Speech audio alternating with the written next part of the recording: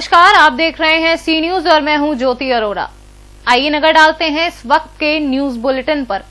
गया जिले में आज भाकपा माओवादी नक्सली संगठन के सब जोनल कमांडर अखिलेश भुइयां ने गया पुलिस के समक्ष आत्मसमर्पण किया है। ज्ञात हो कि गया सीआरपीएफ, कोबरा, एसएसबी और पुलिस के द्वारा समाज के मुख्यधारा से भटके नौजवानों को मार्गदर्शन कर मुख्यधारा से जोड़ने के लिए लगातार अभियान चलाया जा रहा है। आत्मसमर्पण किए नक्सली कमांडर ने पुलिस द्वारा पूछताछ में बताया कि वर्ष 2011 में मैगरा थाना क्षेत्र में जमीनी विवाद होने के कारण नक्सली संगठन में शामिल हो गया था। बताया कि संगठन युवा व नौजवानों को दीर्घभ्रमित कर संगठन में शामिल कर लेती है और फिर वहां शारीरिक व मानसिक शोषण किया जाता है। गया एसएसपी राजीव मिश्रा ने बताया कि इस दौरान आमस, लौटवा, बागे बाजार, मदनपुर देव सहित कई नक्सली घटनाओं में शामिल रह चुका है। जो सक्रिय माओवादी हैं उन्हीं के बीच से एक सब जोनल कमांडर अखिलेश भुइयां जो है उन्होंने गया पुलिस के समक्ष आत्मसमर्पण किया है आज, और समाज की मुख्य धारा में सम्मिलित हुए हैं। इस संबंध में जो है पूछताछ के क्रम में उनके द्वारा बताया गया कि वर्तमान में जो नक्सल समर्थक या नक्सली लोग जो हैं उनके द्वारा जो प्रारंभ में जो विचारधारा के आधार पर आंदोलन चलाया गया था और गरीबों की मदद करने का वादा किया गया था, वैसा कुछ नहीं किया गया और नवयुवाओं को बहकाकर फुसलाकर जो है ले जाया गया अपने साथ और एक तरह से उनको बंधक बनाकर रखा गया और बड़ी मुश्किल से जो है ये वहाँ से भागकर और अपनी जान बचा कर आ पाए हैं। तो हम जो है गया पुलिस, सीआरपीएफ, एसटीएफ, एसएसबी और कोबरा सभी जो है इनका स्वागत करते हैं और इनको समाज की मुख्य धारा में पुनः स्थापित करने हेतु जो भी सरकारी योजनाएं हैं और जो भी सहयोग है वो हम लोग इनको जो है सभी प्रकार का सहयोग प्रदान करेंगे।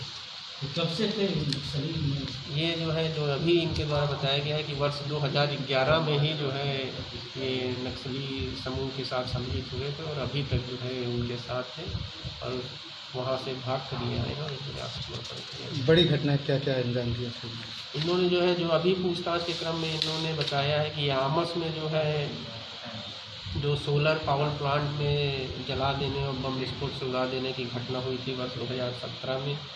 उसके अलावा लूटुआ में जो है पुलिस पार्टी को क्षति पहुंचाने के लिए एक आईडी लगाकर विस्फोट करने की घटना हुई थी 2018 में। बाके बाज़ार में 2020 में जो संदाहा स्कूल को उड़ाया गया था उसमें। इसके अतिरिक्त जो है लुटुआ में वर्ष 2020 में एक जो घटना हुई थी जिसमें सुरक्षा बलों पर एम्बुश करने का प्रयास किया गया था। मदनपुर में और देव में जिसमें तत्कालीन विधान पार्षद राजन सिंह का घर उड़ा दिया गया था और मदनपुर के एक अन्य कांड में अभी तक इन्होंने अपनी संलिप्तता स्वीकार की है, अपने विषय में बताया है और अन्य कांडों में जो गया और औरंगाबाद में जो अंकित है उन संबंध में भी हम इनका जो है जो भूमिका थी और जो वो था उसको सत्यापित कर रहे हैं। क्षेत्र से क्यों भटक गए थे बता रहे हैं क्या? पूछताछ के क्रम में बता रहे हैं कि इनकी जो पुश्तैनी ज़मीन थी उसमें जो बंटवारा हुआ था उससे ये संतुष्ट नहीं थे। जिनके जो रुपया लोग थे वो नहीं दिए, इनको समुचित हिस्सा नहीं दिए थे जैसा इनके द्वारा बताया जा रहा है और उसी हिस्से को प्राप्त करने के लिए जो है नक्सलियों ने इनको दिलाने का वचन देकर वो इनको अपने साथ ले गए थे और अभी भी पूछताछ के क्रम में इन्होंने ये बताया कि वो जो बात थी उस बात पे भी इनका कोई उनको समर्थन नहीं मिला और उसके अलावा भी जो आर्थिक सहयोग या अन्य तरह के सहयोग की जो वायदे किए गए थे वो किसी प्रकार का कोई सहयोग नहीं मिला। यहाँ तक कि बंधक बनाकर रखा जाता था और घर जाने की भी छूट नहीं थी।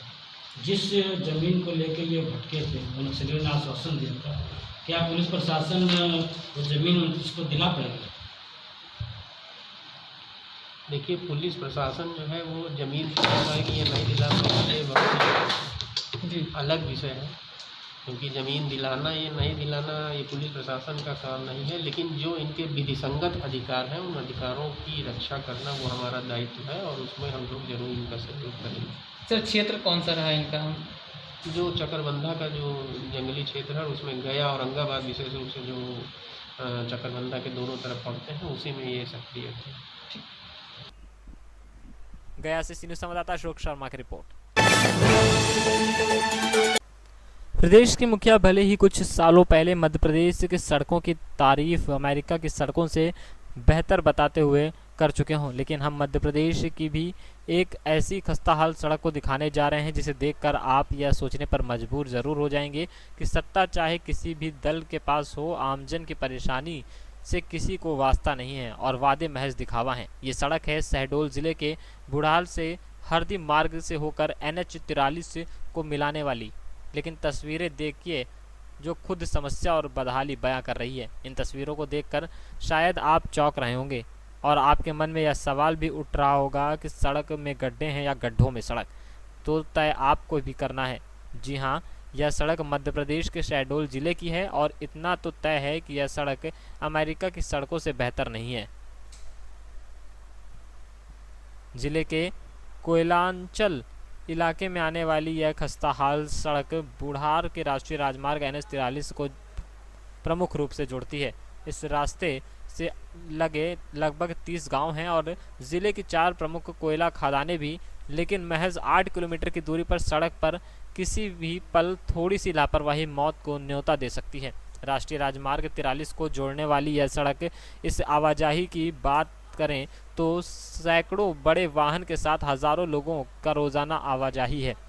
कोयलांचल इलाके से छत्तीसगढ़ जाना हो या जबलपुर की ओर इस सड़क से होकर गुजरना पड़ता है। बावजूद इसके सड़क की दुर्दशा प्रशासन और सत्ताधारियों को दिखाई नहीं दे रही। हालात यह है कि 8 किलोमीटर की दूरी तय करने में 1 घंटे का समय लग जाता है। इस रास्ते पर दर्जनों हादसे हो चुके हैं, लेकिन प्रशासन का इस ओर ध्यान नहीं गया। कोयला परिवहन में लगे सैकड़ों भारी वाहन रोजाना इस रास्ते से गुजरते हैं, लेकिन हादसों का डर भी बना रहता है। लेकिन ना कोयला प्रबंधन इस सड़क की दुर्दशा पर ध्यान दे रहा है और ना ही प्रशासन। हालात यह है कि हजारों लोगों के लिए यह सड़क परेशानी का सबब बन चुकी है और हादसे से डर कर कई बार लोग इस सड़क को छोड़ 20 से 25 किलोमीटर दूर वाले रास्ते से आवागमन करते हैं। क्या नाम है? बाबूलाल प्रजापति। ये सड़क खराब है, कब से खराब है ये सड़क? ये सर काफ़ी दिनों से ये चल रहा है, काफ़ी सालों से चल रहा है ये रोड के लिए। क्या मांग है कि किस तरह की घटनाएं होती हैं सड़क में? तो यही घटना है सर कि ये गड्ढा वड्ढा है, इसमें तो गाड़ियाँ भी डूब जाती हैं, दिखती नहीं है, ऐसा गड्ढा हो गया है। और यही मांग है कि ये सड़क जल्दी से जल्दी बन जाए। अगर नहीं बनी तो नहीं बनी तो आंदोलन उठाएंगे सर इसके लिए अपन। कितने लोग इस सड़क से प्रभावित हैं, कितने गांव जुड़े हुए? इस सड़क से तो सर ये पूरा जबलपुर हो गया है सर, इसमें तो बड़ी बड़ी गाड़ियाँ आती हैं।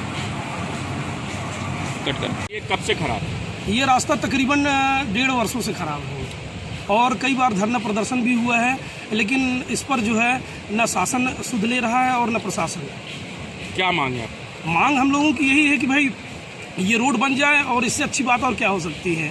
इस रोड से गुजरने वाले लगभग हजारों लोग जो है रोज गुजरते हैं इस रोड से। NH 43 को मिलाती है? हाँ, NH 43 को मिलाती है ना ये रोड। मध्य प्रदेश से सीनियर संवाददाता विनय की रिपोर्ट। वरिष्ठ पुलिस अधीक्षक प्रयागराज अभिषेक दीक्षित द्वारा आज एक बयान जारी किया गया कि जो भी गैंगस्टर लोग हैं उनके खिलाफ सघन चेकिंग अभियान चलाया जाएगा, उनकी गिरफ्तारी की जाएगी और उनकी जो भी संपत्तियां हैं उनकी भी जांच कराई जाएगी और जो संपत्ति जब्त की गई है क्या उसका उपयोग कर रहे हैं या नहीं, इसका भी सत्यापन कराया जाएगा। जो भी गैंगस्टर और उनके सहयोगी हैं उनके भी असलहे के निस्तारीकरण का काम होगा। जो असलहे का निरस्त किए गए हैं, जो बरामद कर लिए गए हैं, इस प्रकार से लगातार गैंगस्टरों के खिलाफ विरोधी कार्रवाई चलती रहेगी। किसी प्रकार से किसी भी अपराधी गैंगस्टर को बख्शा नहीं जाएगा। जी, जितने भी गैंगस्टर्स हैं उनके खिलाफ लगातार कार्रवाई चल रही है। उनके गैंग मेंबर्स का चिन्हीकरण की कार्रवाई, कितने मेंबर इस समय सक्रिय हैं वो कार्रवाई चल रही है। इसके अलावा उनकी जहां जहां संपत्तियां हैं उनके जब्तीकरण की कार्रवाई है। अगर संपत्ति पहले से जब्त है तो उसका भौतिक सत्यापन कराया जा रहा है कि कहां कहीं ऐसा तो कोई मामला नहीं जहां कि जब्त की हुई संपत्ति को दोबारा से इस्तेमाल किया जा रहा हो। इसके अलावा जिन जिन लाइसेंस का जो लाइसेंसी असलहे थे उनके लाइसेंस अगर निरस्त हुए हैं तो वो असलहे कहाँ हैं इनका सत्यापन कराया जा रहा है। इसी तरह कई तरह की कार्रवाई लगातार गैंगस्टर्स के खिलाफ चल रही है। कल 2 कार्रवाई की गई है, क्या क्या कार्रवाई हुई, किन लोगों के खिलाफ हुई है?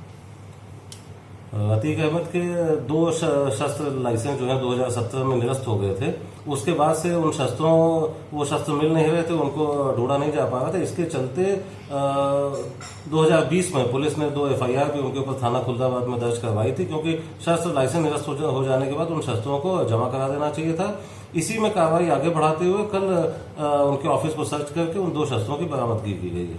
कुछ करीबियों के लाइसेंस निरस्त भी किए गए हैं। लाइसेंस निरस्तीकरण का काम लगातार चल रहा है। तकरीबन 7 लाइसेंस अभी 1-2 दिन पहले निरस्त हुए हैं और ये कार्रवाई लगातार आगे चलती रहेगी। कितने लोग अभी तक इसमें चिन्हित किए गए, किस तरीके से शस्त्रों के चिन्हीकरण जो उनसे जुड़े लोग हैं उसको किस तरीके से किया जाए? जो गैंग मेंबर्स हैं, इन गैंग मेंबर्स की एक लिस्ट बनाई जाती है। ये लिस्ट जब बनी थी, इस लिस्ट को हम अब रिवाइज कर रहे हैं। रिवाइज करने का अर्थ ये होता है कि इसमें कई सदस्य ऐसे हो सकते हैं जो कि कभी पहले सक्रिय रहे हो, आज की डेट में सक्रिय ना हो। कई ऐसे सदस्य हो सकते हैं जो नए हो, हमारी लिस्ट में ना हो। तो इस तरह से हम एक नई लिस्ट बना रहे हैं, उसमें जितने भी सक्रिय मेंबर्स होंगे उनका चिन्हीकरण किया जाएगा, उन सबके खिलाफ वैधानिक कार्रवाई की जाएगी। ये शस्त्र लाइसेंस जो निरस्त किए गए ये उसी कड़ी में थे? हाँ, ये उसी कड़ी में है। बिल्कुल। प्रयागराज से सीनियर संवाददाता सत्यम शुक्ला की रिपोर्ट।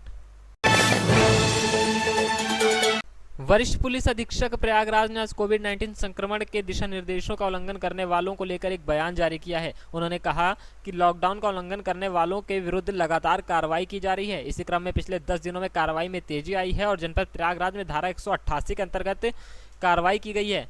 उन्होंने बताया कि जिनके मुंह पर मास्क नहीं दिखा उनके विरुद्ध भी कार्रवाई की गई। आगे भी लगातार यह अभियान जारी रहेगा। जनता से अपील की है कि जो लोग यह सोच रहे हैं कि कोरोना संक्रमण कमजोर हो गया है तो उन्हें इस गलतफहमी से नहीं पड़ना चाहिए, सावधानी बरतें क्योंकि यह एक महामारी है। अपील है कि दिशा निर्देशों का पालन करें, स्वयं को और दूसरे लोगों को संक्रमण से बचाएं। मतलब लोगों को सख्त संदेश है कि नियमों का कड़ाई से पालन करें, नहीं उनके खिलाफ कार्रवाई होगी। जी बिल्कुल, क्योंकि अगर वो स्वयं संक्रमित होते हैं तो स्वयं खुद को तो परेशानी में डाल ही रहे हैं, अन्य लोगों को भी परेशानी में डाल रहे हैं। इसलिए हमारा संदेश यही है कि आप इसका पालन करें पूरी तरह। दिशा निर्देशों का पालन न करने की स्थिति में आपके खिलाफ वैधानिक कार्रवाई की जाएगी। अच्छा, अभी तक मास्क जैसे जो लोग नहीं लगा रहे हैं इसको लेकर के चालान किए गए, कितने पिछले 10 दिनों में करीब 20,000 लोगों के चालान हुए हैं इसमें, और कुल अब तक कार्रवाई तकरीबन 40,000 लोगों के खिलाफ हुई है। प्रयागराज से सीनियर संवाददाता सत्यम शुक्ला की रिपोर्ट।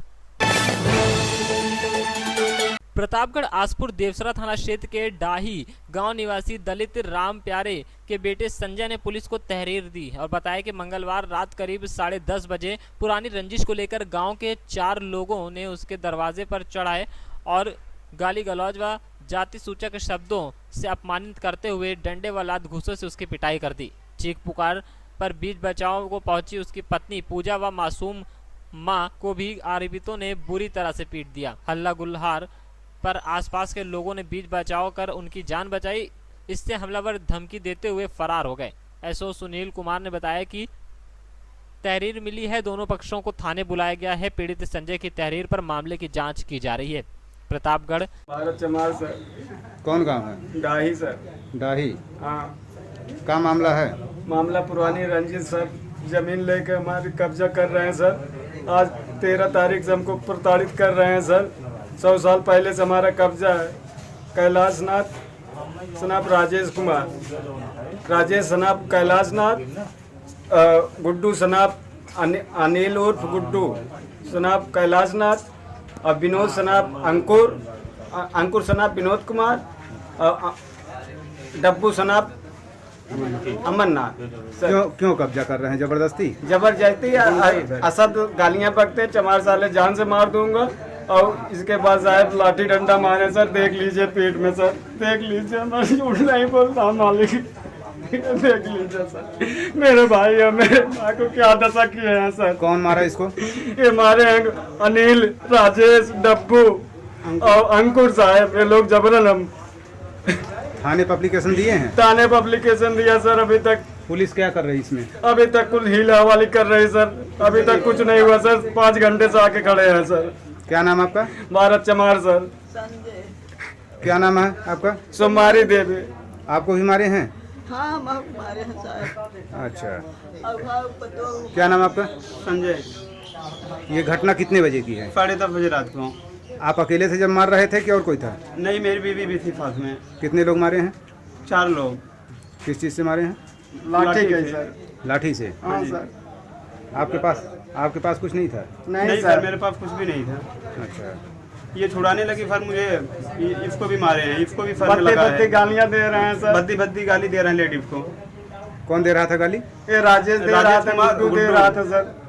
अच्छा, कब की घटना है ये? 10:30 बजे रात, आज वाले रात में सर, 10:30 बजे आज की रात में। तो अभी पुलिस इसमें कोई कार्रवाई नहीं की? नहीं सर, कुछ भी नहीं कर रही है। तो आप लोग इस समय थाने पे आए हैं? हाँ सर, आया हूँ थाने से, 5 घंटे से तक थाने में बैठे हैं। तो अभी आप जो है एसओ से बात किए यहाँ के? सर अभी ये सब जो तारीख लिए हैं सर। अच्छा, अभी मुकदमा दर्ज नहीं हुआ? नहीं सर, मुकदमे मेडिकल करवाने के लिए। क्या चाहते हैं आप लोग? हम लोग चाहते हैं सर मेरा FIR हो जाए सर और मेडिकल हो जाए।